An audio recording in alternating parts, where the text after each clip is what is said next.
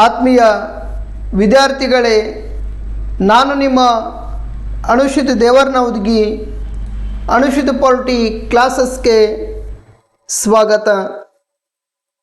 ಆತ್ಮೀಯ ವಿದ್ಯಾರ್ಥಿಗಳೇ, ಇಂದಿನ ಸಂಚಿಕೆಯಲ್ಲಿ ನಾವು ಭಯೋತ್ಪಾದನೆಗೆ ಸಾಮಾಜಿಕ ಮತ್ತು ಆರ್ಥಿಕ ಕ್ರಮಗಳ ಬಗ್ಗೆ ತಿಳಿದುಕೊಳ್ಳೋಣ.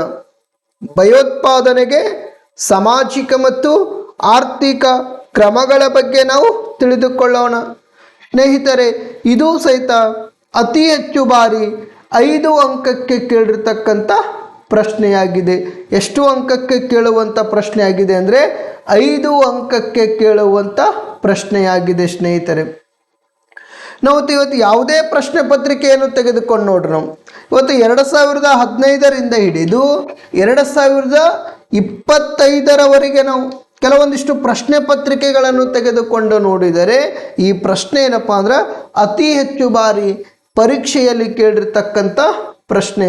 ಯಾವ ರೀತಿ ಪ್ರಶ್ನೆ ಕೇಳಬಹುದು ಇದನ್ನು ನೋಡುವುದಾದರೆ, ಭಯೋತ್ಪಾದನೆಗೆ ಸಾಮಾಜಿಕ ಮತ್ತು ಆರ್ಥಿಕ ಕ್ರಮಗಳನ್ನು ವಿಶ್ಲೇಷಿಸಿ, ಸಮರ್ಥಿಸಿ, ಚರ್ಚಿಸಿ, ವಿವರಿಸಿ ಅಂತಾದರೂ ಕೇಳಬಹುದು. ಅಥವಾ ಭಯೋತ್ಪಾದನೆಗೆ ಸಾಮಾಜಿಕ ಮತ್ತು ಆರ್ಥಿಕ ಪರಿಹಾರಗಳನ್ನು ಸಮರ್ಥಿಸಿ ಅಂತಾದರೂ ಎಕ್ಸಾಮ್ನಲ್ಲಿ ಕೇಳಬಹುದು. ಅದಕ್ಕಾಗಿ ಈ ಪ್ರಶ್ನೆಯ ಕಡೆಗೆ ಏನಪ್ಪ ಅಂದ್ರೆ ಸ್ವಲ್ಪ ಅತಿ ಹೆಚ್ಚು ಗಮನ ಕೊಡುವಂಥ ಪ್ರಯತ್ನ ಮಾಡಿಕೊಳ್ಳಿ. ರಾಷ್ಟ್ರದೊಳಗಿರ್ತಕ್ಕಂಥ ಭಯೋತ್ಪಾದನೆ ವ್ಯವಸ್ಥೆ ನಾವು ನಿರ್ಮೂಲನೆ ಮಾಡಬೇಕಾದ್ರೆ ಅಥವಾ ತಡೆಗಟ್ಟಬೇಕಾದ್ರೆ, ಸಂಪೂರ್ಣವಾಗಿ ನಾವು ನಿಷೇಧ ಮಾಡಬೇಕಾದ್ರೆ ಕೆಲವೊಂದಿಷ್ಟು ಸಾಮಾಜಿಕ ಮತ್ತು ಆರ್ಥಿಕ ಕ್ರಮಗಳು ನಮ್ಮ ಕೇಂದ್ರ ಸರ್ಕಾರ ಆಗಿರಬಹುದು ಮತ್ತು ರಾಜ್ಯ ಸರ್ಕಾರ ತೆಗೆದುಕೊಳ್ಳಲೇಬೇಕು. ಸಂವಿಧಾನದ ಭಾಗ 4ರಲ್ಲಿರ್ತಕ್ಕಂಥ ರಾಜ್ಯ ನೀತಿ ನಿರ್ದೇಶಕ ತತ್ವಗಳ ಮೂಲಕ, ಭಾರತ ಸಂವಿಧಾನದ ಭಾಗ 4 ಯಾವುದ್ರ ಬಗ್ಗೆ ಹೇಳ್ತೈತಿ? ರಾಜ್ಯ ನೀತಿ ನಿರ್ದೇಶಕ ತತ್ವಗಳ ಬಗ್ಗೆ ಹೇಳುತ್ತದೆ. ರಾಜ್ಯ ನೀತಿ ನಿರ್ದೇಶಕ ತತ್ವಗಳ ಮೂಲಕ ಸಂವಿಧಾನದ ಚೌಕಟ್ಟಿನ ಅಡಿಯಲ್ಲಿ ಕೆಲವೊಂದಿಷ್ಟು ಸಾಮಾಜಿಕ ಕಾರ್ಯಕ್ರಮಗಳನ್ನು ಹಮ್ಮಿಕೊಳ್ಳುವುದರ ಮೂಲಕ, ಅಷ್ಟೇ ಅಲ್ಲದೆ ಸ್ನೇಹಿತರೆ, ಕೆಲವೊಂದಿಷ್ಟು ಆರ್ಥಿಕ ಕ್ರಮಗಳನ್ನು ತೆಗೆದುಕೊಳ್ಳುವುದರ ಮೂಲಕ ರಾಷ್ಟ್ರದೊಳಗಿರ್ತಕ್ಕಂಥ ಭಯೋತ್ಪಾದನೆ ಏನೈತಲ್ಲ, ಈ ಭಯೋತ್ಪಾದನೆ ಅನ್ನುವಂಥ ವ್ಯವಸ್ಥೆಯನ್ನು ನಾವು ನಿರ್ಮೂಲನೆ ಮಾಡಿಕೊಳ್ಳಬಹುದು. ಹಾಗಾದರೆ ಯಾವ ಯಾವ ಸಾಮಾಜಿಕ ಮತ್ತು ಆರ್ಥಿಕ ಕ್ರಮಗಳನ್ನು ತೆಗೆದುಕೊಳ್ಳಬೇಕು ನೋಡುವುದಾದರೆ, ಮೊದಲನೇ ಕ್ರಮ ಯಾವುದಂದರೆ, ಮೊದಲನೇ ಕ್ರಮ ನಾವು ನೋಡುವುದಾದರೆ ಯಾವ ಕ್ರಮಪ್ಪ ಅಂದರೆ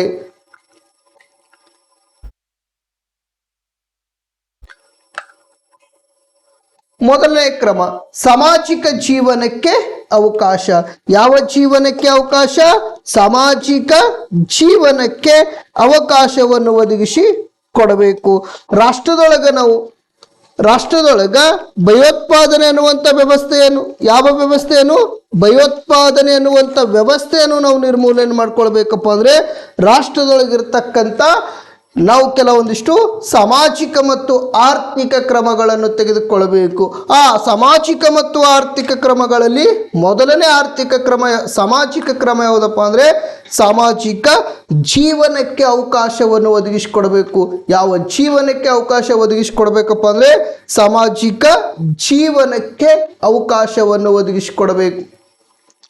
ಭಯೋತ್ಪಾದಕ ಕೃತ್ಯಗಳಲ್ಲಿ ತೊಡಗಿದ್ದವರನ್ನು ಸಮಾಜದ ಮುಖ್ಯವಾಹಿನಿಗೆ ತಂದು ಸಾಮಾಜಿಕ ಜೀವನಕ್ಕೆ ನಡೆಸುವಂಥ ಅವಕಾಶವನ್ನು ಒದಗಿಸಿಕೊಡಬೇಕು. ಸ್ನೇಹಿತರೆ, ರಾಷ್ಟ್ರದೊಳಗಿರ್ತಕ್ಕಂಥ ಭಯೋತ್ಪಾದನೆಯನ್ನು ನಾವು ನಿರ್ಮೂಲನೆ ಮಾಡಿಕೊಳ್ಬೇಕಾದ್ರೆ, ರಾಷ್ಟ್ರದೊಳಗಿರ್ತಕ್ಕಂಥ ಭಯೋತ್ಪಾದನೆ ಏನೈತಲ್ಲ, ಈ ಭಯೋತ್ಪಾದನೆಯನ್ನು ನಾವು ನಿರ್ಮೂಲನೆ ಮಾಡಿಕೊಳ್ಳಬೇಕಾದರೆ, ರಾಷ್ಟ್ರದೊಳಗಿರ್ತಕ್ಕಂಥ ಭಯೋತ್ಪಾದನೆಯನ್ನು ನಾವು ನಿರ್ಮೂಲನೆ ಮಾಡಿಕೊಳ್ಬೇಕಾದರೆ ಭಯೋತ್ಪಾದಕ ಕೃತ್ಯಗಳಲ್ಲಿ ತೊಡಗಿಸಿಕೊಂಡಿರ್ತಕ್ಕಂಥ ವ್ಯಕ್ತಿಗಳೇನಿದಾರಲ್ಲ, ಆ ವ್ಯಕ್ತಿಗಳನ್ನು ಸಮಾಜದ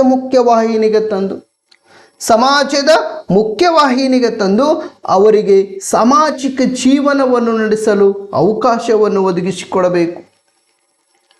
ಸಾಮಾಜಿಕ ಜೀವನಕ್ಕೆ ಅವಕಾಶವನ್ನು ಕೊಟ್ಟಿದ ನಂತರ ಅವರನ್ನು ಭಯೋತ್ಪಾದನೆ ಹಿನ್ನೆಲೆಯ ವ್ಯಕ್ತಿ ಎಂದು ಪರಿಗಣಿಸಬಾರದು. ಇವತ್ತು ಕೆಲವೊಂದಿಷ್ಟು ವ್ಯಕ್ತಿಗಳು ಭಯೋತ್ಪಾದಕ ಕೃತ್ಯಗಳಲ್ಲಿ ತೊಡಗಿಸಿಕೊಂಡಿರ್ತಾರೆ. ಆ ವ್ಯಕ್ತಿಗಳನ್ನು ನಾವು ಸಮಾಜದ ಮುಖ್ಯವಾಹಿನಿಗೆ ತಂದು ಜೀವನ ನಡೆಸುವುದಕ್ಕೆ ಅವಕಾಶ ಮಾಡಿಕೊಟ್ಟ ತಕ್ಷಣ ಏನಪ್ಪ ಅಂದ್ರೆ ಆ ವ್ಯಕ್ತಿಗಳಿಗೆ ನಾವು ಭಯೋತ್ಪಾದನೆ ಹಿನ್ನೆಲೆ ಅಂತ ಏನಪ್ಪ ಅಂದ್ರೆ ಪರಿಗಣಿಸಬಾರದು. ಅಷ್ಟೇ ಅಲ್ಲದೆ ಸ್ನೇಹಿತರೆ, ಭಯೋತ್ಪಾದಕ ಕೃತ್ಯಗಳಲ್ಲಿ ತೊಡಗಿದ ವ್ಯಕ್ತಿ ಸಮಾಜದಲ್ಲಿ ಬದಲಾವಣೆ ಬಯಸಿದರೆ ಆತನಿಗೆ ಸಮಾಜದಲ್ಲಿ ಬದಲಾವಣೆಗೆ ಅವಕಾಶ ಒದಗಿಸಿಕೊಡಬೇಕು. ಯಾವುದಾದರೂ ಒಬ್ಬ ವ್ಯಕ್ತಿ ಭಯೋತ್ಪಾದಕ ಕೃತ್ಯಗಳಲ್ಲಿ ತೊಡಗಿಸಿಕೊಂಡರೆ ಆತ ಭಯೋತ್ಪಾದಕ ಕೃತ್ಯಗಳಲ್ಲಿ ತೊಡಗಿದ ನಂತರ ಕೆಲವೊಂದಿಷ್ಟು ಏನಪ್ಪ ಅಂದ್ರೆ ಶಿಕ್ಷೆಗೆ ಒಳಪಡ್ತಾನೆ. ಆತ ಸಮಾಜದಲ್ಲಿ ಏನಾದರೂ ಮಾಡಿ ಬದಲಾವಣೆ ಆಗ್ಬೇಕು. ತಾನು ಮಾಡಿರ್ತಕ್ಕಂಥ ತಪ್ಪುಗಳನ್ನು ತನಗೆ ಅರಿವಾದ ನಂತರ ತಾನು ಮಾಡಿರ್ತಕ್ಕಂಥ ತಪ್ಪೇನೈತಲ್ಲ ಅದನ್ನು ಅರಿವಾದ ನಂತರ ಆತ ಸಮಾಜದೊಳಗೆ ಬದಲಾವಣೆ ಆಗ್ಬೇಕಂತ ಬಯಸ್ತಾನೆ. ಸಮಾಜದೊಳಗೆ ಸಮಾಜಮುಖಿಯಾಗಿ ಬದುಕಬೇಕಂತ ಬಯಸಿದ ತಕ್ಷಣ ಆತನಿಗೇನಪ್ಪ ಅಂದರೆ ಸಮಾಜದಲ್ಲಿ ಬದಲಾವಣೆಗೆ ಅವಕಾಶ ಮಾಡಿಕೊಡಬೇಕು ಸ್ನೇಹಿತರೆ. ಆವಾಗ ಮಾತ್ರ ರಾಷ್ಟ್ರದೊಳಗಿರ್ತಕ್ಕಂಥ ಭಯೋತ್ಪಾದಕ ವ್ಯವಸ್ಥೆ ಏನೈತಲ್ಲ ಇದನ್ನು ಬುಡ ಸಮೇತ ನಾವು ಕಿತ್ತು ಹಾಕ್ಬೋದು. ಇವತ್ತು ಯಾವುದಾದರೂ ಒಬ್ಬ ವ್ಯಕ್ತಿ ಭಯೋತ್ಪಾದಕ ಕೃತ್ಯಗಳಲ್ಲಿ ತೊಡಗಿಸಿಕೊಂಡಂಥ ಸಂದರ್ಭದಲ್ಲಿ ಆತನಿಗೆ ತಿಳಿ ಹೇಳುವುದರ ಮುಖಾಂತರ ಆತನಲ್ಲಿ ರಾಷ್ಟ್ರ ಪ್ರೇಮವನ್ನು ಮೂಡಿಸುವುದರ ಮೂಲಕ ಆತನಿಗೆ ಸಮಾಜದ ಮುಖ್ಯವಾಹಿನಿಗೆ ತರುವಂಥ ಪ್ರಯತ್ನಗಳನ್ನು ಮಾಡಿಕೊಳ್ಬೇಕು. ಆತನಿಗೆ ಸಮಾಜದಲ್ಲಿ ಸಮಾಜಮುಖಿಯಾಗಲು ಅವಕಾಶವನ್ನು ಒದಗಿಸಿಕೊಡಬೇಕು. ಅಷ್ಟೇ ಅಲ್ಲದೆ ಸ್ನೇಹಿತರೆ, ಆತನಿಗೆ ಸಮಾಜದಲ್ಲಿ ಜೀವನ ಮಾಡುವುದಕ್ಕೆ ಅವಕಾಶ ಕೊಟ್ಟ ತಕ್ಷಣ ಏನಪ್ಪ ಅಂದ್ರೆ ಆತನಿಗೆ ಯಾವುದೇ ರೀತಿಯ ಭಯೋತ್ಪಾದನೆ ಹಿನ್ನೆಲೆಯ ವ್ಯಕ್ತಿ ಎಂದೇನಪ್ಪ ಅಂದ್ರೆ ಪರಿಗಣಿಸಬಾರದು ಅಂತ ಹೇಳ್ತಾರೆ. ಅಷ್ಟೇ, ಕೆಲವೊಂದಿಷ್ಟು ಸಂದರ್ಭದಲ್ಲಿ ತಪ್ಪು ಮಾಡಿರ್ತಾರೆ. ಆ ತಪ್ಪ ಆತನಿಗೆ ಅರಿವಾಗೈತಿ. ಆ ತಪ್ಪಿಗೆ ಅನುಗುಣವಾಗಿ ಶಿಕ್ಷೆ ಒಳಪಟ್ಟಿರ್ತಾನೆ. ಶಿಕ್ಷೆ ಅನುಭವಿಸಿದ ನಂತರ ಆತ ಸಮಾಜದಲ್ಲಿ ಬದಲಾವಣೆ ಆಗ್ಬೇಕಂತ ಪ್ರಯತ್ನ ಪಡ್ತಾನೆ. ಅಂಥ ವ್ಯಕ್ತಿಗಳಿಗೆ ಅವಕಾಶ ಮಾಡಿಕೊಡ್ಬೇಕು ನಾವೆಲ್ಲರೂ. ಇಲ್ಲ, ನೀ ಮೊದಲು ಭಯೋತ್ಪಾದನೆ ಮಾಡಿದಪ್ಪ, ನಿನಗೆ ಯಾವುದೇ ರೀತಿ ಸಮಾಜದಲ್ಲಿ ಬದಲಾವಣೆಗೆ ಅವಕಾಶ ಇಲ್ಲ. ನೀ ಮೊದಲು ಏನಿದ್ದಿದ್ದು ಅದೇ ರೀತಿ ಕೆಲಸ ಮಾಡ್ಬೇಕು, ನೀ ಹಂಗೆ ಇರಬೇಕು, ನೀನು ಒಟ್ಟ ಸಮಾಜದೊಳಗೆ ಬದುಕಬೇಡಿ.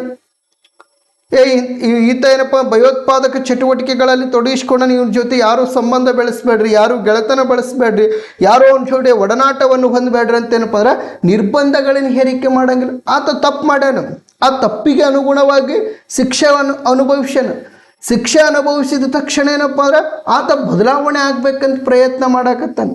ಬದಲಾವಣೆ ಆಗ್ಬೇಕಂತ ಪ್ರಯತ್ನ ಮಾಡಿದಂಥ ಸಂದರ್ಭದಲ್ಲಿ ನಮ್ಮ ರಾಷ್ಟ್ರದ ನಾಗರಿಕರು ಆತನಿಗೆ ಬದಲಾವಣೆಗೆ ಅವಕಾಶವನ್ನು ಒದಗಿಸಿಕೊಡಬೇಕು ಸ್ನೇಹಿತರೆ.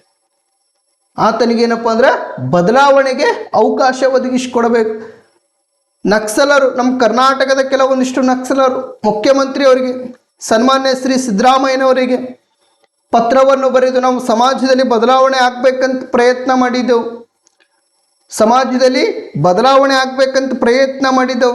ನಮಗೆ ಸಮಾಜದಲ್ಲಿ ಬದಲಾವಣೆ ಆಗಕ್ಕೆ ಅವಕಾಶ ಮಾಡಿಕೊಡುವಂಥ ರಾಜ್ಯದ ಮುಖ್ಯಮಂತ್ರಿಯವರಿಗೆ ಕೆಲವೊಂದಿಷ್ಟು ನಕ್ಸಲರು ಮನವಿ ಮಾಡಿಕೊಂಡ್ರು. ಆ ಸಂದರ್ಭದಲ್ಲಿ ಸಿದ್ದರಾಮಯ್ಯನವರು ಅವರಿಗೆ ತನ್ನ ಕಾವೇರಿ ನಿವಾಸಕ್ಕೆ ಕರೆದು ತರುವುದರ ಮೂಲಕ, ತನ್ನ ಕಾವೇರಿ ನಿವಾಸ ಏನೈತಲ್ಲ ಅವ್ರಿಗೆ ಕರೆ ತರುವುದರ ಮೂಲಕ ಅವರಿಗೆ ಬದಲಾವಣೆಗೆ ಅವಕಾಶ, ಭಾರತ ಸಂವಿಧಾನದ ಪುಸ್ತಕವನ್ನು ಅವರ ಕೈಯಲ್ಲಿ ಕೊಡುವುದರ ಮೂಲಕ, ಭಾರತ ಸಂವಿಧಾನದ ಪುಸ್ತಕ ಏನೈತಲ್ಲ ಆ ಭಾರತ ಸಂವಿಧಾನದ ಪುಸ್ತಕ ಅವರ ಕೈಯಲ್ಲಿ ಕೊಡುವುದರ ಮುಖಾಂತರ ಅವರಿಗೆ ಬದಲಾವಣೆಗೆ ಅವಕಾಶವನ್ನು ಒದಗಿಸಿಕೊಟ್ಟರು ಸ್ನೇಹಿತರೆ. ಯಾವ ವ್ಯಕ್ತಿ ಸಮಾಜದಲ್ಲಿ ಬದಲಾವಣೆ ಹಾಕಬೇಕತ್ತನಲ್ಲ ಅಂತಹ ವ್ಯಕ್ತಿಗೆ ಏನಪ್ಪ ಅಂದರೆ ಸಮಾಜದಲ್ಲಿ ಬದಲಾವಣೆ ಆಗುವುದಕ್ಕೆ ಅವಕಾಶ ಒದಗಿಸಿಕೊಡಬೇಕು. ಯಾವುದೇ ರೀತಿ ಭಯೋತ್ಪಾದನೆ ಹಿನ್ನೆಲೆ ಅಂತ ಏನಪ್ಪ ಅಂದ್ರೆ ಪರಿಗಣನೆ ಮಾಡಬಾರ್ದು. ಈ ರೀತಿ ಏನಪ್ಪ ಅಂದ್ರೆ ನಾವು ಸಾಮಾಜಿಕ ಜೀವನಕ್ಕೆ ಅವಕಾಶ ಮಾಡಿಕೊಟ್ಟಾಗ ರಾಷ್ಟ್ರದೊಳಗಿರ್ತಕ್ಕಂಥ ಭಯೋತ್ಪಾದನೆ ಏನೈತಲ್ಲ ಅದನ್ನು ನಾವು ತಡೆಗಟ್ಟಬಹುದು.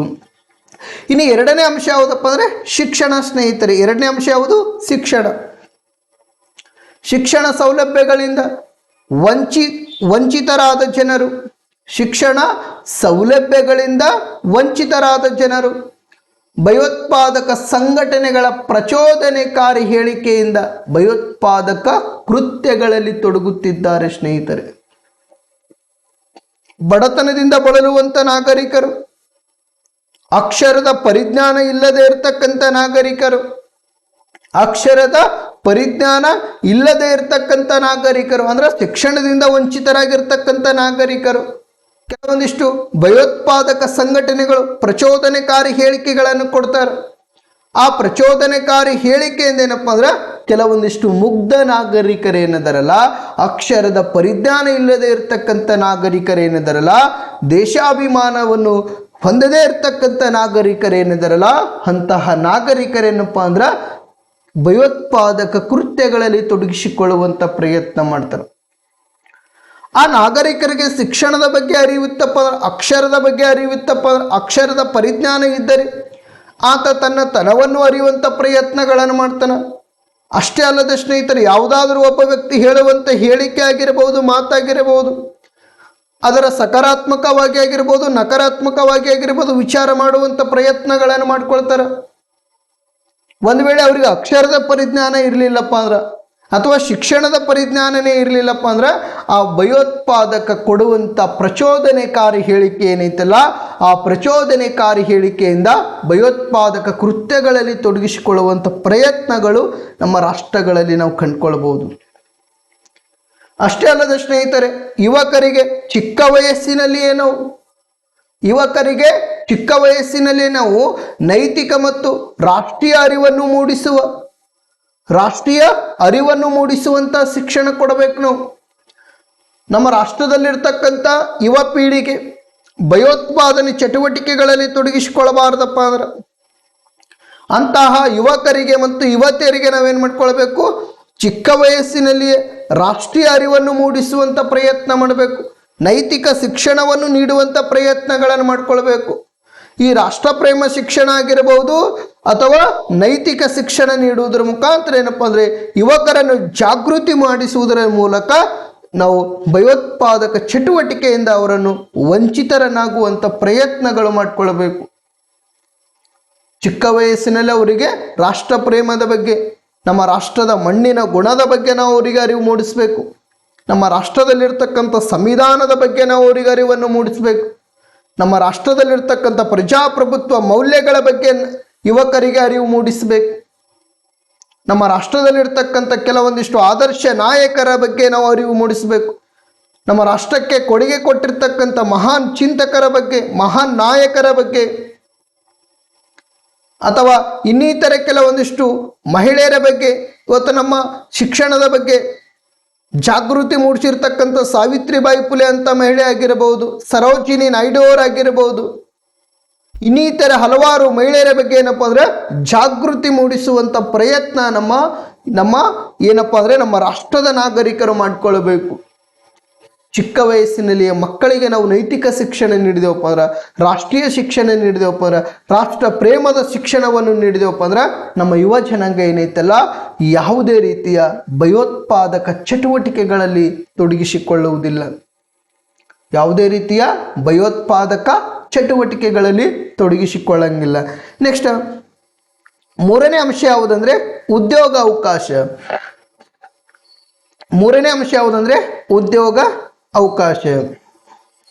ಯುವ ಜನತೆಗೆ ಸೂಕ್ತ ವಯಸ್ಸಿನಲ್ಲಿ ನಾವು ಉದ್ಯೋಗ ಅವಕಾಶಗಳನ್ನು ಒದಗಿಸಿಕೊಡುವುದರ ಮೂಲಕ, ಯುವ ಜನತೆಗೆ ಸೂಕ್ತ ವಯಸ್ಸಿನಲ್ಲಿ ನಾವು ಉದ್ಯೋಗದ ಅವಕಾಶಗಳನ್ನು ಒದಗಿಸಿಕೊಡಬೇಕು.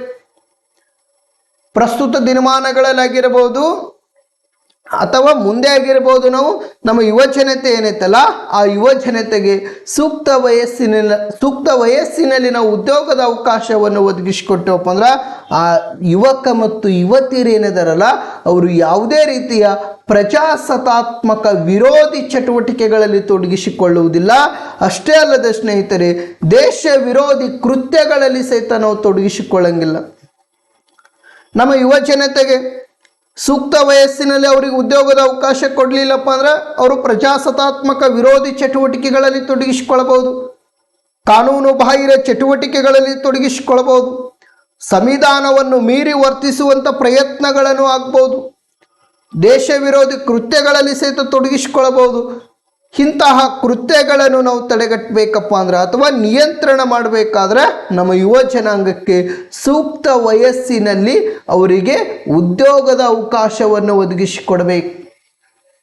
ಅಷ್ಟೇ ಅಲ್ಲದೆ ಸ್ನೇಹಿತರೆ, ಯುವ ಜನತೆಗೆ ಅವರ ವಿದ್ಯಾರ್ಹತೆ ತಕ್ಕಂತೆ ಅನುಗುಣವಾಗಿ ಅವರಿಗೇನಪ್ಪ ಅಂದ್ರೆ ಉದ್ಯೋಗದ ಅವಕಾಶವನ್ನು ಒದಗಿಸಿಕೊಡ್ಬೇಕು.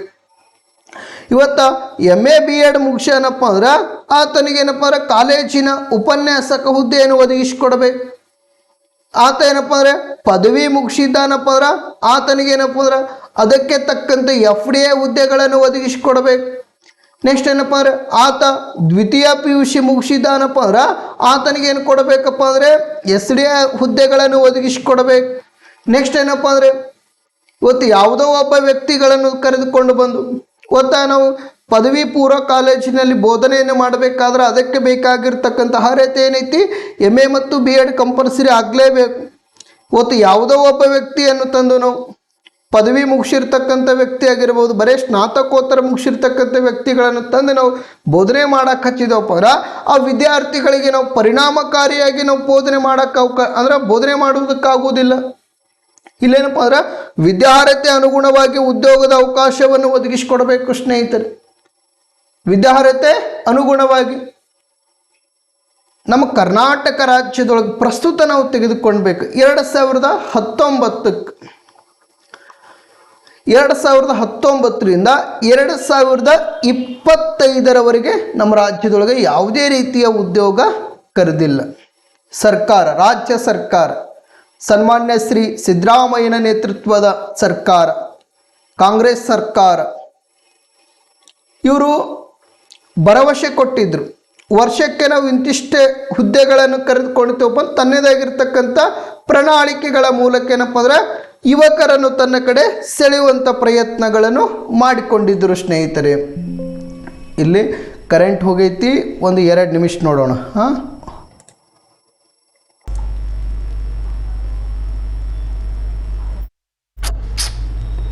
ಹಲೋ ಆತ್ಮೀಯ ವಿದ್ಯಾರ್ಥಿಗಳೇ, ಇಷ್ಟು ತನ ಏನಪ್ಪ ಅಂದ್ರೆ ಕರೆಂಟ್ ಹೋಗಿದ್ದು ಮತ್ತು ಈ ಕರೆಂಟ್ ಬಂದು ಈಗ ಕ್ಲಾಸ ಆರಂಭ ಮಾಡೋಣ. ನಾವು ಈಗಾಗಲೇ ಉದ್ಯೋಗದ ಅವಕಾಶಗಳ ಬಗ್ಗೆ ನೋಡಿಕೊಳ್ಳುತ್ತಿದ್ದೇವೆ. ಯುವ ಜನತೆಗೆ ಸೂಕ್ತ ವಯಸ್ಸಿನಲ್ಲಿ ಉದ್ಯೋಗದ ಅವಕಾಶಗಳನ್ನು ಒದಗಿಸಿಕೊಡುವುದರ ಮೂಲಕ ಯಾವುದೇ ರೀತಿಯ ಪ್ರಜಾಸತ್ತಾತ್ಮಕ ವಿರೋಧಿ ಚಟುವಟಿಕೆಗಳಾಗಿರಬಹುದು ಅಥವಾ ಕಾನೂನು ಬಾಹಿರ ಕೃತ್ಯಗಳಾಗಿರಬಹುದು ಅಥವಾ ದೇಶ ವಿರೋಧಿ ಕೃತ್ಯಗಳಲ್ಲಿ ತೊಡಗದಂತೆ ನಿಯಂತ್ರಿಸುವಂಥ ಪ್ರಯತ್ನಗಳೇನಪ್ಪ ಅಂದ್ರೆ ನಮ್ಮ ಕೇಂದ್ರ ಸರ್ಕಾರ ಆಗಿರಬಹುದು ಮತ್ತು ರಾಜ್ಯ ಸರ್ಕಾರ ಮಾಡಿಕೊಳ್ಳಬೇಕು. ಯುವ ಜನತೆಗೆ ಅವರ ವಿದ್ಯಾರ್ಹತೆ ತಕ್ಕಂತೆ ಅನುಗುಣವಾಗಿ ಏನಪ್ಪ ಅಂದ್ರೆ ಉದ್ಯೋಗದ ಅವಕಾಶವನ್ನು ಒದಗಿಸಿಕೊಡಬೇಕು ಸ್ನೇಹಿತರೆ. ಇವತ್ತು ಕೇಂದ್ರ ಸರ್ಕಾರವು ಸಹಿತ ಯಾವುದೇ ರೀತಿಯ ಉದ್ಯೋಗದ ಅವಕಾಶಗಳನ್ನು ಒದಗಿಸಿಕೊಡ್ತಾ ಇಲ್ಲ. ನಮ್ಮ ರಾಜ್ಯ ಸರ್ಕಾರವು ಸಹಿತ ಸನ್ಮಾನ್ಯ ಶ್ರೀ ಸಿದ್ದರಾಮಯ್ಯನ ನೇತೃತ್ವದ ಸರ್ಕಾರ ಏನು ಕಾಂಗ್ರೆಸ್ ಸರ್ಕಾರ ಏನೈತಲ್ಲ, ಈ ಕಾಂಗ್ರೆಸ್ ಸರ್ಕಾರ 2023ರಲ್ಲಿ ಕೊಟ್ಟಿರ್ತಕ್ಕಂಥ ಪ್ರಣಾಳಿಕೆಗಳೇನಿದಾವಲ್ಲ, ಆ ಪ್ರಣಾಳಿಕೆಗಳಲ್ಲಿ ಯುವಕರಿಗೆ ಉದ್ಯೋಗದ ಅವಕಾಶಗಳನ್ನು ಒದಗಿಸಿಕೊಡಲಾಗುವುದು ಅಂತ ಹೇಳಿದರು. ಆದರೆ ಉದ್ಯೋಗದ ಅವಕಾಶಗಳೇನಪ್ಪ ಅಂದರೆ 2.5 ವರ್ಷ ಸರ್ಕಾರ ರಚನೆ ಮಾಡಿದರೂ ಸಹಿತ ಏನಪ್ಪ ಅಂದರೆ ಇನ್ನಿತರೆ ಯಾವುದೇ ರೀತಿಯ ಉದ್ಯೋಗದ ಅವಕಾಶಗಳನ್ನು ಒದಗಿಸಿಕೊಡ್ತಾ ಇಲ್ಲ. 2019ರಿಂದ ಹಿಡಿದು 2025ರವರೆಗೆ ರಾಜ್ಯದೊಳಗೆ ಯಾವುದೇ ರೀತಿ ಉದ್ಯೋಗದ ಅವಕಾಶಗಳು ಒದಗಿಸಿಕೊಟ್ಟಿಲ್ಲ. ಇವತ್ತು ಧಾರವಾಡ ಆಗಿರಬಹುದು, ವಿಜಯಪುರ ಆಗಿರಬಹುದು, ಬೆಂಗಳೂರು ಆಗಿರಬಹುದು, ಬೇರೆ ಬೇರೆ ಪ್ರದೇಶಗಳಲ್ಲಿ ಹೋಗೇನಪ್ಪ ಅಂದ್ರೆ ಅಲ್ಲಿ ವಿದ್ಯಾರ್ಥಿಗಳು ಒಂದು ತಿಂಗಳಿಗೆ 6ರಿಂದ 7 ಸಾವಿರ ರೂಪಾಯಿ ಖರ್ಚು ಮಾಡಿ 6ರಿಂದ 7 ಸಾವಿರ ರೂಪಾಯಿ ಖರ್ಚು ಮಾಡಿ ಏನಪ್ಪ ಓದಾಕತ್ತಾರ. ಯಾವುದೇ ರೀತಿ ಉದ್ಯೋಗಗಳಿಲ್ಲ. ಇವತ್ತು SDA FD ನಿಲ್ಲಾಗೈತಿ. ನೆಕ್ಸ್ಟ್ ಏನಪ್ಪ ಅಂದರೆ ಪೊಲೀಸ್ ಡಿಪಾರ್ಟ್ಮೆಂಟ್ನೂ ಸಹಿತ ಯಾವುದೇ ರೀತಿ ಉದ್ಯೋಗಗಳನ್ನು ಕರಿತಾ ಇಲ್ಲ. ಅದಕ್ಕಾಗಿ ನಾವೇನಪ್ಪ ಅಂದ್ರೆ ಉದ್ಯೋಗದ ಅವಕಾಶಗಳನ್ನು ಒದಗಿಸಿಕೊಟ್ಟೆವು. ಸೂಕ್ತ ವಯಸ್ಸಿನಲ್ಲಿ ನಿರುದ್ಯೋಗ ಯುವಕ ಮತ್ತು ಯುವತಿಯರಿಗೆ ಉದ್ಯೋಗದ ಅವಕಾಶ ಕೊಟ್ಟೆವಪ್ಪ ಅಂದ್ರೆ ಅವರು ಯಾವುದೇ ರೀತಿಯ ಪ್ರಜಾಸತ್ತಾತ್ಮಕ ವಿರೋಧಿ ಚಟುವಟಿಕೆಗಳಲ್ಲಿ ತೊಡಗಿಸಿಕೊಳ್ಳಂಗಿಲ್ಲ, ದೇಶ ವಿರೋಧಿ ಚಟುವಟಿಕೆಗಳಲ್ಲಿ ತೊಡಗಿಸಿಕೊಳ್ಳಂಗಿಲ್ಲ, ಕಾನೂನು ಬಾಹಿರ ಚಟುವಟಿಕೆಗಳಲ್ಲಿ ತೊಡಗಿಸಿಕೊಳ್ಳುವುದಿಲ್ಲ. ಒಂದು ವೇಳೆ ಅವರಿಗೆ ಸರಿಯಾದ ರೀತಿ ಉದ್ಯೋಗ ಅವಕಾಶಗಳು ಕೊಟ್ಟಿರಪ್ಪ ಅಂದ್ರೆ ಆ ಉದ್ಯೋಗ ಏನು ಕೊಟ್ಟಿರ್ತಾರಲ್ಲ ಅದರಿಂದ ಬರುವಂಥ ವೇತನದಿಂದ ಸುಖಕರವಾದಂಥ ಜೀವನವನ್ನು, ನೆಮ್ಮದಿಯಾದ ಸಮಾಜದಲ್ಲಿ ಸಮಾಜಮುಖಿಯಾಗಿ ಬದುಕುವಂಥ ಪ್ರಯತ್ನಗಳನ್ನು ಮಾಡ್ಕೊಳ್ತಾರೆ. ನಾವು ಸರಿಯಾದ ವಯಸ್ಸಿನಲ್ಲಿ ಅಂದ್ರೆ ಸೂಕ್ತ ವಯಸ್ಸಿನಲ್ಲಿ ಉದ್ಯೋಗದ ಅವಕಾಶಗಳು ಕೊಡಲಿಲ್ಲಪ್ಪ ಅಂದ್ರೆ, ಅವರ ವಿದ್ಯಾರ್ಹತೆ ಅನುಗುಣವಾಗಿ ಉದ್ಯೋಗದ ಅವಕಾಶ ಒದಗಿಸಿಕೊಡ್ಲಿಲ್ಲಪ್ಪ ಅಂದ್ರೆ ನಮ್ಮ ಯುವ ಜನಾಂಗ ಏನು ಮಾಡ್ಕೊಳ್ತಾರ, ದೇಶ ವಿರೋಧಿ ಚಟುವಟಿಕೆಗಳಲ್ಲಿ ತೊಡಗಿಸಿಕೊಳ್ಳುವಂಥ ಪ್ರಯತ್ನಗಳನ್ನು ಮಾಡ್ತಾರೆ. ಇನ್ನು 4ನೇ ಅಂಶ ಯಾವುದು? ಹಣಕಾಸಿನ ಸಹಾಯ ಅಂತ ನೋಡ್ಕೊಳ್ಬಹುದು. ನಿರುದ್ಯೋಗಿಗಳಿಗೆ ಬ್ಯಾಂಕ್ ಆಗಿರಬಹುದು ಮತ್ತು ಹಣಕಾಸಿನ ಸಂಸ್ಥೆಗಳ ಮೂಲಕ ನಿರುದ್ಯೋಗ ಯುವಕ ಮತ್ತು ಯುವತಿಯರನ್ನು ಗುರುತಿಸಿ ಅವರಿಗೆ ಬ್ಯಾಂಕ್ಗಳ ಮೂಲಕ ಆಗಿರಬಹುದು ಅಥವಾ ಹಣಕಾಸಿನ ಸಂಸ್ಥೆಗಳ ಮೂಲಕ ಹಣಕಾಸಿನ ನೆರವನ್ನು ಒದಗಿಸಿಕೊಡುವುದರ ಜೊತೆಗೆ ಸ್ವಯಂ ಉದ್ಯೋಗ ಕೈಗೊಳ್ಳುವುದಕ್ಕೆ ಅವಕಾಶವನ್ನು ಒದಗಿಸಿಕೊಡಬೇಕು. ನಮ್ಮ ಕೇಂದ್ರ ಸರ್ಕಾರ ಆಗಿರಬಹುದು, ರಾಜ್ಯ ಸರ್ಕಾರ, ರಾಷ್ಟ್ರದೊಳಗೆ ಎಲ್ಲ ವ್ಯಕ್ತಿಗಳು ಶಿಕ್ಷಣ ಪಡೆದುಕೊಂಡಾರಪ್ಪ ಅಂದ್ರೆ ಎಲ್ಲರಿಗೂ ಏನಪ್ಪ ಅಂದ್ರೆ ಉದ್ಯೋಗ ಕೊಡೋಕ್ಕಾಗಂಗಿಲ್ಲ, ಎಲ್ಲರಿಗೂ ಸಹಿತ ಏನಪ್ಪ ಸರ್ಕಾರಿ ನೌಕರಿ ಕೊಡೋಕ್ಕೆ ಸಾಧ್ಯ ಆಗುವುದಿಲ್ಲ. ಇಲ್ಲೇನಪ್ಪ ಅಂದ್ರೆ ಸ್ವಯಂ ಉದ್ಯೋಗದ ಅವಕಾಶ ಅವರ ಕೌಶಲ್ಯಗಳ ಅನುಗುಣವಾಗಿ, ಅವರಲ್ಲಿರ್ತಕ್ಕಂಥ ಬೌದ್ಧಿಕ ಸಾಮರ್ಥ್ಯಗಳ ಅನುಗುಣವಾಗಿ, ಅವರ ಹಿತಾಸಕ್ತಿಗೆ ಅನುಗುಣವಾಗಿ ಕೌಶಲ್ಯ ತರಬೇತಿ ಒದಗಿಸಿಕೊಡುವುದರ ಜೊತೆಗೆ ಅವರಿಗೆ ಸ್ವಯಂ ಉದ್ಯೋಗದ ಅವಕಾಶಗಳನ್ನು ಒದಗಿಸಿಕೊಡಬೇಕು. ಸ್ವಯಂ ಉದ್ಯೋಗದ ಅವಕಾಶ ಯಾವ ರೀತಿ ಅವ್ರಿಗೆ ತರಬೇತಿನೂ ಸಹಿತ ಒದಗಿಸಿಕೊಡಬೇಕು. ಅಷ್ಟೇ ಅಲ್ಲದೇನಪ್ಪ ಅಂದ್ರೆ ಅವ್ರಿಗೆ ಬ್ಯಾಂಕ್ಗಳ ಮೂಲಕ ಮತ್ತು ಏನಪ್ಪ ಅಂದ್ರೆ ಹಣಕಾಸಿನ ನೆರವನ್ನು ಒದಗಿಸಿಕೊಡುವುದರ ಮೂಲಕ ಸ್ವಯಂ ಉದ್ಯೋಗ ಕೈಗೊಳ್ಳಲು ಸಹಾಯ ಮಾಡಬೇಕು.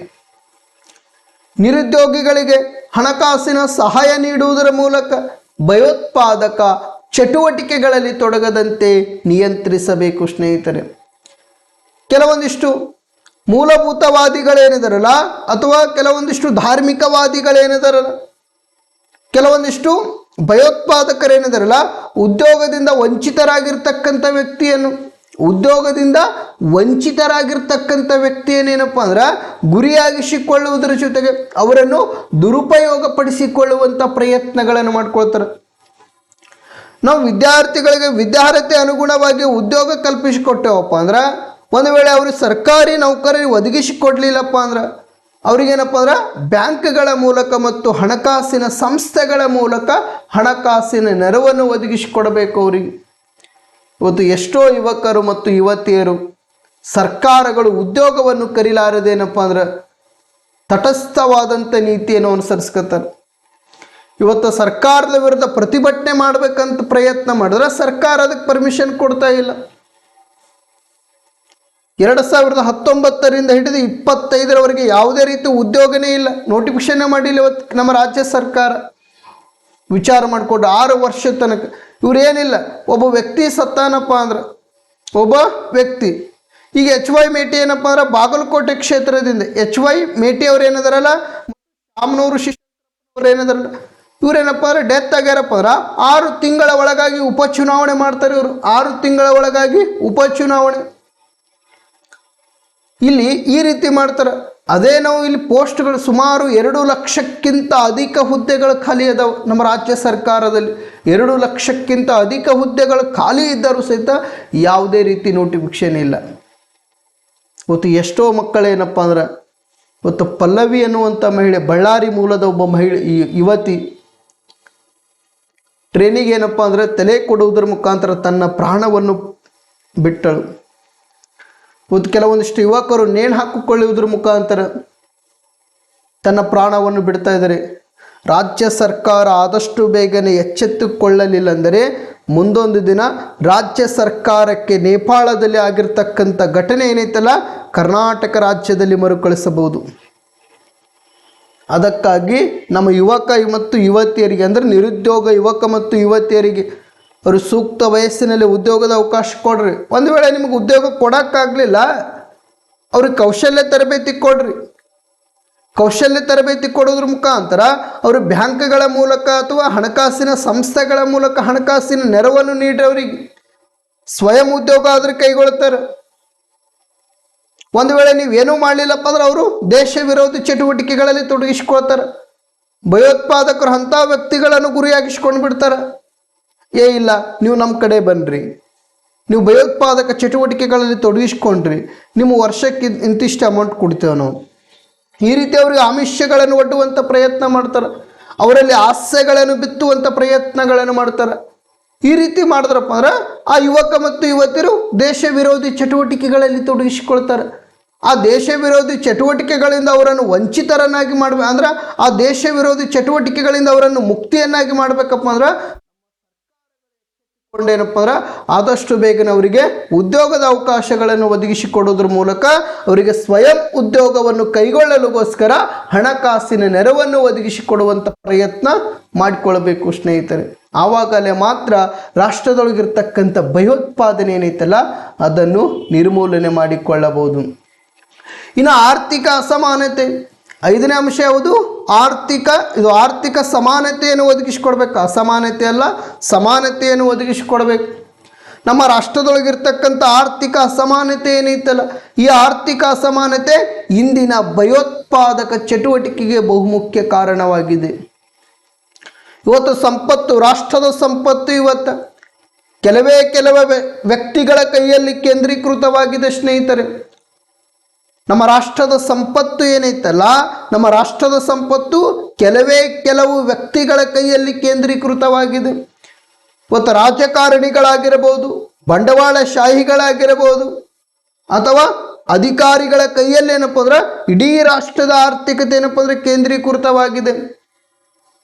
ಇಡೀ ರಾಷ್ಟ್ರದ ಆರ್ಥಿಕತೆ ಒಬ್ಬರೇ ವ್ಯಕ್ತಿ ಅಂದ್ರೆ ಕೆಲವೊಂದಿಷ್ಟು ವ್ಯಕ್ತಿಗಳ ಕೈಯಲ್ಲಿ ಕೇಂದ್ರೀಕೃತವಾಯ್ತಪ್ಪ ಅಂದ್ರೆ ರಾಷ್ಟ್ರದೊಳಗ ಆರ್ಥಿಕ ಅಸಮಾನತೆ ಉಂಟಾಗ್ತೈತಿ. ರಾಷ್ಟ್ರದೊಳಗ ಶ್ರೀಮಂತ ಮತ್ತು ಬಡವ ಅನ್ನುವಂಥ ಅಸಮಾನತೆ ಉಂಟಾಗ್ತೈತಿ. ರಾಷ್ಟ್ರದೊಳಗಿರ್ತಕ್ಕಂಥ ಆರ್ಥಿಕ ಅಸಮಾನತೆಯನ್ನು ನಾವು ನಿರ್ಮೂಲನೆ ಮಾಡಬೇಕಾದ್ರೆ ಆರ್ಥಿಕ ಸಮಾನತೆಯನ್ನು ನಾವು ಸೃಷ್ಟಿ ಮಾಡಬೇಕು ಸ್ನೇಹಿತರೆ. ಬಡವ ಮತ್ತು ಶ್ರೀಮಂತರ ನಡುವೆ ಇರತಕ್ಕಂಥ ತಾರತಮ್ಯವನ್ನು ನಾವು ಹೋಗಲಾಡಿಸ್ಬೇಕು. ಬಡವ ಮತ್ತು ಶ್ರೀಮಂತರ ನಡುವೆ ಇರತಕ್ಕಂಥ ತಾರತಮ್ಯ ಏನೈತಲ್ಲ ಅಥವಾ ಆರ್ಥಿಕ ಅಸಮಾನತೆ ಏನೈತಲ್ಲ ಅದನ್ನು ಹೋಗಲಾಡಿಸ್ಬೇಕಪ್ಪ ಅಂದ್ರೆ ನಾವು ಆರ್ಥಿಕ ಸಮಾನತೆಗೆ ಹೆಚ್ಚಿನ ಪ್ರಾಶಸ್ತ್ಯಗಳನ್ನು ಕೊಡಬೇಕು. ಯಾವ ಜನಾಂಗ ಅವಕಾಶಗಳಿಂದ ವಂಚಿತ ಆಗೈತಿ, ಯಾವ ಜನಾಂಗ ಕೆಲವೊಂದಿಷ್ಟು ಶಿಕ್ಷಣದಿಂದ ವಂಚಿತ ಆಗೈತಿ, ಯಾವ ಜನಾಂಗ ಸೌಲಭ್ಯಗಳಿಂದ ವಂಚಿತ ಆಗೈತಿ, ಯಾವ ಜನಾಂಗ ಉದ್ಯೋಗದ ಅವಕಾಶಗಳಿಂದ ವಂಚಿತರಾಗೈತಿ, ಅಂತಹ ಜನಾಂಗಗಳಿಗೆ ಉದ್ಯೋಗದ ಅವಕಾಶಗಳನ್ನು ಒದಗಿಸಿಕೊಡುವಂಥ ಪ್ರಯತ್ನ, ಅವರಿಗೆ ಸರ್ಕಾರ ಕೆಲವೊಂದಿಷ್ಟು ಯೋಜನೆಗಳನ್ನು ಜಾರಿಗೆ ತರುವುದರ ಮೂಲಕ ಅವರನ್ನು ಸಬಲರನ್ನಾಗಿ ಮಾಡುವಂಥ ಪ್ರಯತ್ನಗಳನ್ನು ಮಾಡ್ಕೋಬೇಕು ಸ್ನೇಹಿತರೆ. ಇವತ್ತು ಎಷ್ಟೋ ಸಮುದಾಯಗಳು ಇವತ್ತು ನಮ್ಮ ರಾಷ್ಟ್ರದೊಳಗಿರ್ತಕ್ಕಂಥ ಕೆಲವೊಂದಿಷ್ಟು ನಿರ್ಗತಿಕ ಸಮುದಾಯಗಳಂತ ನಾವು ನೋಡ್ಕೊಳ್ತೇವೆ. ಬಹುದಿನಗಳ ಕಾಲದಿಂದಲೂ ಶೋಷಣೆಗೆ ಒಳಪಟ್ಟಿರ್ತಕ್ಕಂಥ ಸಮುದಾಯಗಳಂತ ನಾವು ನೋಡ್ಕೊಳ್ತೇವೆ. ಈ ಸಮುದಾಯಗಳ ನಾವು ಸದೃಢ ಆಗ್ಬೇಕಂದ್ರೆ ಅಂದ್ರೆ ಆರ್ಥಿಕ ವ್ಯವಸ್ಥೆಯಲ್ಲಿ ಸದೃಢ ಆಗ್ಬೇಕಪ್ಪ ಅಂದ್ರೆ ಆ ಸಮುದಾಯಗಳಿಗೆ ನಾವು ಆರ್ಥಿಕ ಸಮಾನತೆಗಾಗಿ ಸರ್ಕಾರಗಳು ಕೆಲವೊಂದಿಷ್ಟು ಯೋಜನೆಗಳನ್ನು ಜಾರಿಗೆ ತರಬೇಕು, ಕೆಲವೊಂದಿಷ್ಟು ಕಾರ್ಯಕ್ರಮಗಳನ್ನು ಅವರಿಗಾಗಿ ಜಾರಿಗೆ ತರಬೇಕು. ಇಂತಹ ಕಾರ್ಯಕ್ರಮಗಳನ್ನು ಜಾರಿಗೆ ತರುವುದರ ಮುಖಾಂತರ ಅವರನ್ನು ಅಭಿವೃದ್ಧಿಪಡಿಸುವಂಥ ಪ್ರಯತ್ನಗಳನ್ನು ಮಾಡಿಕೊಳ್ಬೇಕು ಸ್ನೇಹಿತರೆ.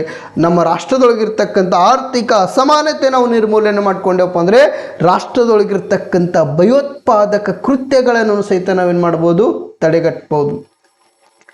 ಎಲ್ಲ ಸಂಪತ್ತು ಒಬ್ಬರ ಬಳಿ ಕೇಂದ್ರೀಕೃತ ಐತಪ್ಪ, ಅಧಿಕಾರವು ಸಹಿತ ಒಬ್ಬರೇ ಬಳಿ ಕೇಂದ್ರೀಕೃತ ಆಗ್ತೈತಿ. ಎಲ್ಲ ಜನರಲ್ಲಿ ಸಂಪತ್ತೇನಪ್ಪ ಅಂದ್ರೆ ವಿಕೇಂದ್ರೀಕರಣಗೊಂಡತಪ್ಪ ಅಂದ್ರೆ ಎಲ್ಲ ಜನರ ಕೈಯಲ್ಲಿ ಸಹಿತ ಅಧಿಕಾರ ವಿಕೇಂದ್ರೀಕರಣಗೊಳ್ತೈತಿ. ಇಲ್ಲೇನಪ್ಪ ಅಂದ್ರೆ ಆರ್ಥಿಕ ಸಮಾನತೆಯನ್ನು ನಾವು ಮೂಡಿಸಿದಾಗ ಮಾತ್ರ, ಆರ್ಥಿಕ ಸಮಾನತೆಯನ್ನು ನಾವು ಸೃಷ್ಟಿಸಿದಾಗ ಮಾತ್ರ ರಾಷ್ಟ್ರದೊಳಗಿರ್ತಕ್ಕಂಥ ಭಯೋತ್ಪಾದನೆ ಚಟುವಟಿಕೆ ಏನೈತಲ್ಲ ಅದನ್ನು ತಡೆಗಟ್ಟಬಹುದು ಸ್ನೇಹಿತರೆ. ಇನ್ನು ಆರನೇ ಅಂಶ ಯಾವುದಪ್ಪ ಅಂದರೆ ಪುನರ್ವಸತಿ, ಸರ್ಕಾರದ ರಾಷ್ಟ್ರಮಟ್ಟದ ಬೃಹತ್ ಯೋಜನೆಗಳನ್ನು ಜಾರಿಗೊಳಿಸುವುದರ ಮೂಲಕ ಸಾಮಾನ್ಯ ಜನರಿಗೆ ಪುನರ್ವಸತಿ ಅವಕಾಶವನ್ನು ಕಲ್ಪಿಸುವುದರ ಮೂಲಕ ಭಯೋತ್ಪಾದಕ ಕೃತ್ಯಗಳಲ್ಲಿ ತೊಡಗದಂತೆ ನೋಡಿಕೊಳ್ಬೇಕು. ನಮ್ಮ ರಾಜ್ಯ ಸರ್ಕಾರ ಆಗಿರಬಹುದು, ಕೇಂದ್ರ ಸರ್ಕಾರ ಆಗಿರಬಹುದು, ಕೆಲವೊಂದಿಷ್ಟು ನಾಗರಿಕರಿಗೆ ಪುನರ್ವಸತಿ ಸೌಲಭ್ಯಗಳಿರುವುದಿಲ್ಲ. ಅವರಿಗೆ ಪುನರ್ವಸತಿ ಸೌಲಭ್ಯಗಳನ್ನು ಕಲ್ಪಿಸಿಕೊಡಬೇಕು. ಕೆಲವೊಂದಿಷ್ಟು ಹೊಸ ಯೋಜನೆಗಳು ಅವರಿಗಾಗಿಯೇ ಜಾರಿಗೆಗೊಳಿಸುವಂಥ ಪ್ರಯತ್ನಗಳು ಮಾಡಿಕೊಳ್ಬೇಕು.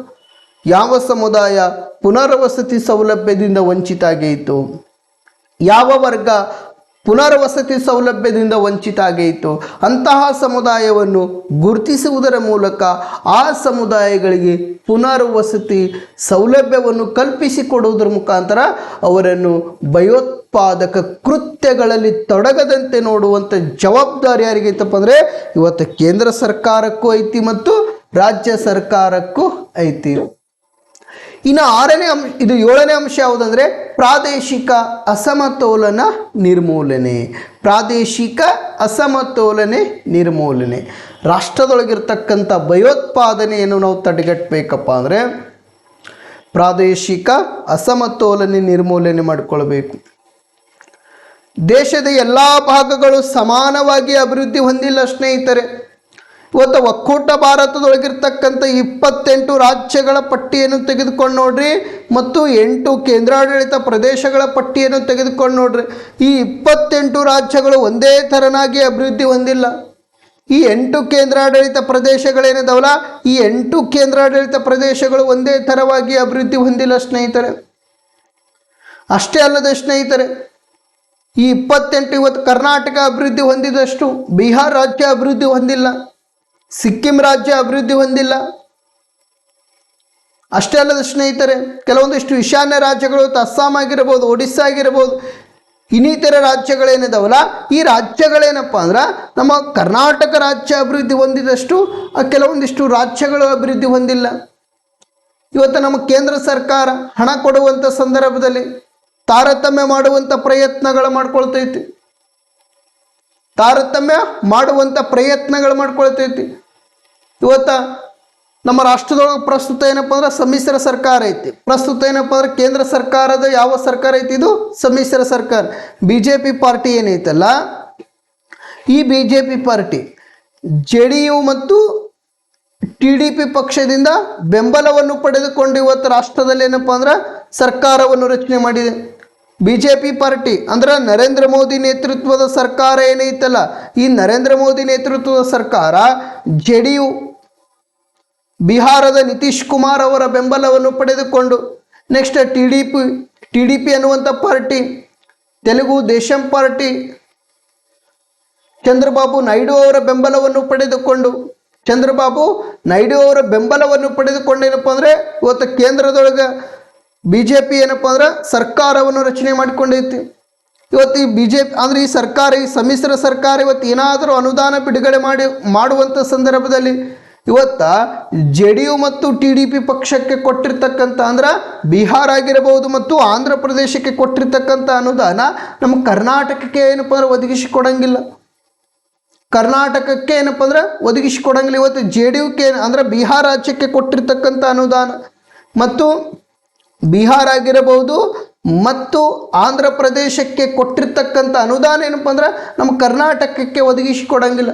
ಈ ರೀತಿ ಏನಪ್ಪ ಅಂದ್ರೆ ಪ್ರಾದೇಶಿಕ ಅಸಮತೋಲನೆ ಇರುವುದರಿಂದಲೂ ಸಹಿತ ಏನಪ್ಪ ಅಂದ್ರೆ ರಾಷ್ಟ್ರದೊಳಗೆ ಭಯೋತ್ಪಾದಕ ಕೃತ್ಯಗಳನ್ನು ಹುಟ್ಟಿಕೊಳ್ಳುವಂಥ ಪ್ರಯತ್ನಗಳಾಗ್ತವೆ.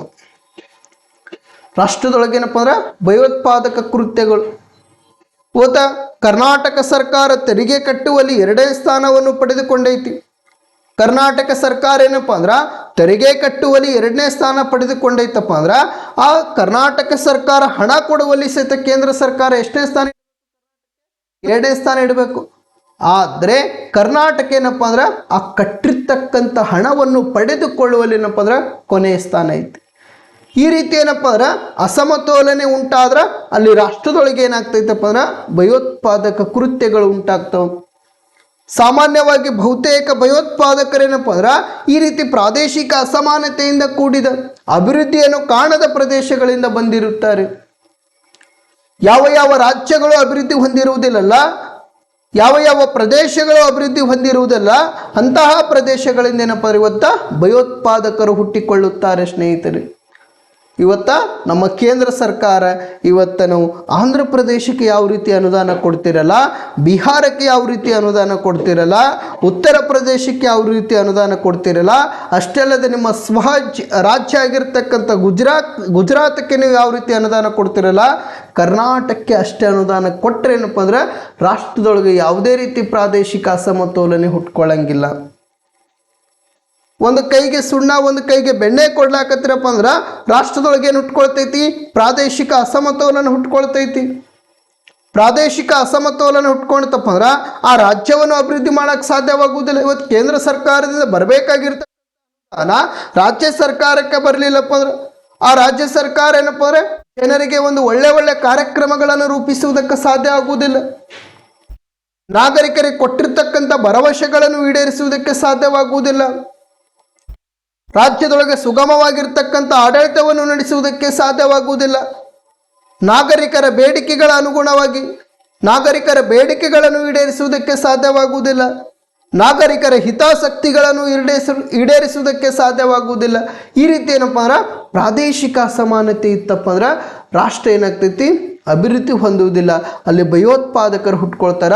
ನಾವು ಪ್ರಾದೇಶಿಕ ಅಸಮತೋಲನವನ್ನು ನಿರ್ಮೂಲನೆ ಮಾಡಿದ್ರೆ ಅಂದ್ರೆ ನಾವು ಇವತ್ತು ಗುಜರಾತಕ್ಕೆ ಯಾವ ರೀತಿ ಅನುದಾನ ಕೊಡ್ತೇವೆ, ಬಿಹಾರಕ್ಕೆ ಯಾವ ರೀತಿ ಅನುದಾನ ಕೊಡ್ತೇವೆ, ಆಂಧ್ರ ಪ್ರದೇಶಕ್ಕೆ ಯಾವ ರೀತಿ ಅನುದಾನ ಕೊಡ್ತೇವೆ, ಮಹಾರಾಷ್ಟ್ರಕ್ಕೆ ಯಾವ ರೀತಿ ಅನುದಾನ ಕೊಡ್ತಿರಲ್ಲ, ಅದೇ ರೀತಿ ಕರ್ನಾಟಕ ರಾಜ್ಯಕ್ಕೆ ಅನುದಾನ ಕೊಟ್ಟರೆ ಏನಪ್ಪ ಅಂದ್ರೆ ಈ ರಾಜ್ಯಗಳು ಅಭಿವೃದ್ಧಿ ಕಾಣುವಂಥ ಪ್ರಯತ್ನಗಳಾಗ್ತವ. ರಾಷ್ಟ್ರದೊಳಗಿರ್ತಕ್ಕಂಥ ಭಯೋತ್ಪಾದನೆ ಚಟುವಟಿಕೆಯನ್ನು ಸಹಿತ ತಡೆಯುವಂಥ ಪ್ರಯತ್ನಗಳನ್ನು ಮಾಡಿಕೊಳ್ಳಬಹುದು. ಇಷ್ಟೇನಪ್ಪ ಅಂದರೆ ಇಂದಿನ ತರಗತಿ.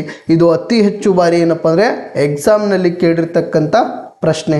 ನಡು ಮಧ್ಯದಲ್ಲಿ ಕರೆಂಟ್ ಹೋಗಿತ್ತು, ಮತ್ತೇನಪ್ಪ ಅಂದ್ರೆ ಅದು ಮರಳಿ ಅಂದ್ರೆ ಅಲ್ಲಿಂದ ಏನಪ್ಪ ಅಂದ್ರೆ ಕ್ಲಾಸ್ ಆರಂಭ ಮಾಡೀನಿ. ಇರಲಿ, ಏನಾದರೂ ಗೊಂದಲ ಉಂಟಾದರೆ ನೇರವಾಗಿ ಏನಪ್ಪ ಅಂದ್ರೆ ನನ್ನನ್ನು ಕರೆ ಮಾಡಿ ಆ ಗೊಂದಲವನ್ನು ನಿವಾರಣೆ ಮಾಡುವಂಥ ಪ್ರಯತ್ನ ಮಾಡಿಕೊಳ್ಳಿ. ಆತ್ಮೀಯ ವಿದ್ಯಾರ್ಥಿಗಳೇ, ಇಲ್ಲಿಗೆ ನಾನು ಇಂದಿನ ಸಂಚಿಕೆಯನ್ನು ಮುಕ್ತಾಯಗೊಳಿಸುತ್ತಿದ್ದೇನೆ. ಎಲ್ಲರಿಗೂ ಶುಭವಾಗಲಿ.